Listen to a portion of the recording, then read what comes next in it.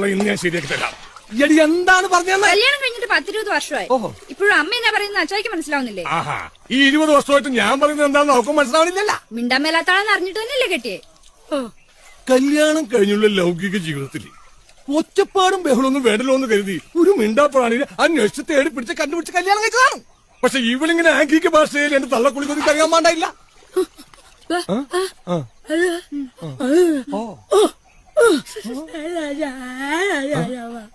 ഇപ്പെന്താ പറഞ്ഞേ? അതുകൊണ്ടൊന്നുമല്ല അമ്മ കെട്ടിയത്. പോലീസുകാർ ഇടിച്ചു പിഴിഞ്ഞു പുഴുങ്ങിയെടുത്തയാളെ വേറെ ആര് കെട്ടാനാന്ന്?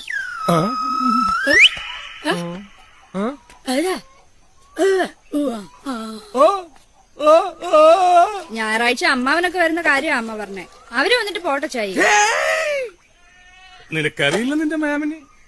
കട്ടപ്പന ചന്തപിജിന്ന് നേരത്ത് 10 രൂപയുടെ വയറ് പൊട്ടിയ ചാളയും വാങ്ങിച്ച് അതിലൊരു ചാള പൂച്ച എടുത്തിട്ട് പോയപ്പോ ആ പൂച്ചയുടെ പുറകെ 5 കിലോമീറ്റർ ഓടി അതിനെ പിടിച്ച് മലത്തിയടിച്ച് വയറ്റിൽ ഇക്കല് കാണിച്ച് അത് കക്കിച്ച് എന്നിട്ട് ആ ചാള കൊണ്ടുപോയി കുടമ്പുളിട്ട് കറി വെച്ച മരം കൊത്തി മോറനാണ് നിന്റെ മാമൻ. അഥവാ എന്റെ നാറി അള്ളിയ.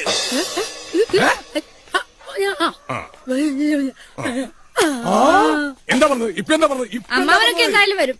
അച്ഛനെ പറ്റില്ലെങ്കിൽ ഇവിടുന്ന് നോക്കോളാൻ. നിങ്ങൾ ആ കട്ടില് വാർണിഷ് വല്ല OCR OPR വല്ലോ ആണ് അടിച്ചത്? അതെന്താ ചേച്ചി എങ്ങനെ சொல்லണേ? ആ കട്ടില് 4 കാല കിടന്നിട്ട് ഇങ്ങനെ ആടുകയാണ്. അങ്ങോട്ട് കിടന്നാ കിർ, ഇങ്ങോട്ട് കിടന്നാ പിർ.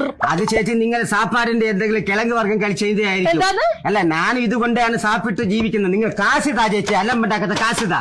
2 ഷർട്ട് മുണ്ടൊന്ന് തേച്ചേ. ഞാൻ ചോദിച്ചു കേട്ടോ, നിങ്ങൾ എവിടെ പോണെന്ന്? തേക്കടി. എവിടെ പോണെന്ന് ചോദിച്ചിട്ട് അത് പറയണില്ലല്ലോ. അതല്ലടി, മലയാളത്തിലല്ലേ പറഞ്ഞത് തേക്കടി? നല്ല സൗകര്യമില്ല. ഇംഗ്ലീഷിലല്ലല്ലോ പറഞ്ഞത്, മലയാളത്തിലല്ലേ പറഞ്ഞത്. പറഞ്ഞാൽ നിനക്ക് മനസ്സിലാത്തിന് ഞാൻ എന്ത് ചെയ്യാനാണ്? നിങ്ങൾ എവിടെ പോണ? തേക്കടിന്ന്. ഓ, എനിക്ക് കലി കയറണുണ്ട്. നിങ്ങൾ എങ്ങോട്ടെങ്കിലും ഇറങ്ങിപ്പോയി എന്തെങ്കിലും പറ്റിയാ ഞാൻ അറിയുവോ? സ്ഥലം പറയാണ്ട്. ഇനി അത് പോട്ടെ, ആരെങ്കിലും നിങ്ങള് തിരക്കി ഇവിടെ വന്ന് ഇവിടെ പോയെന്ന് ചോദിച്ചാൽ ഞാൻ എന്ത് പറയും? നിങ്ങളെ ഇവിടെ പോണ പക്ഷെ അത് പറ ആദ്യം. തേക്കടി.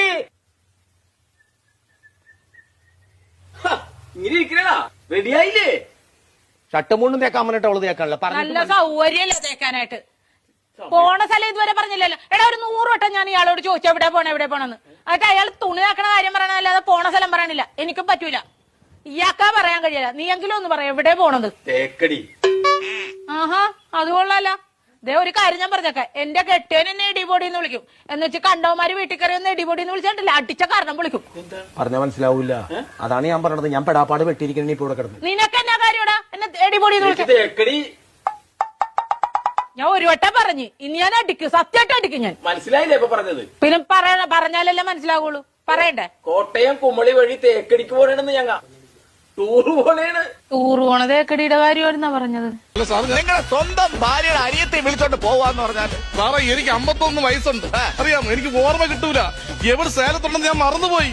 നിങ്ങൾക്ക് എത്ര വയസ്സുണ്ട്? 19. എത്ര? 19. നിങ്ങൾക്ക് 51 വയസ്സ്. ഒരു 5 കൊല്ലവും കൂടെ കഴിഞ്ഞാൽ കൊട്ടൻ ചുക്കായി തൈലത്തിൽ കിടന്ന് ഉരുളേണ്ട മനുഷ്യൻ. ഞാനും ചേട്ടനും കൂടി ആദ്യമായിട്ട് സിനിമയ്ക്ക് പോയി തിയേറ്ററില്. അപ്പൊ ചേച്ചിയാണ് നടുക്കിയിരുന്നത്. അപ്പൊ ചേട്ടൻ അപ്പുറത്തിരുന്ന് എന്റെ തോളിലോട്ട് ഇങ്ങനെ. അയ്യോ, അതല്ല സത്യം. നല്ല സിനിമ. ഞാൻ സിനിമയിൽ മാത്രമേ ശ്രദ്ധിച്ചിരുന്നുള്ളൂ. നല്ല പടമായിരുന്നു. അയ്യോ.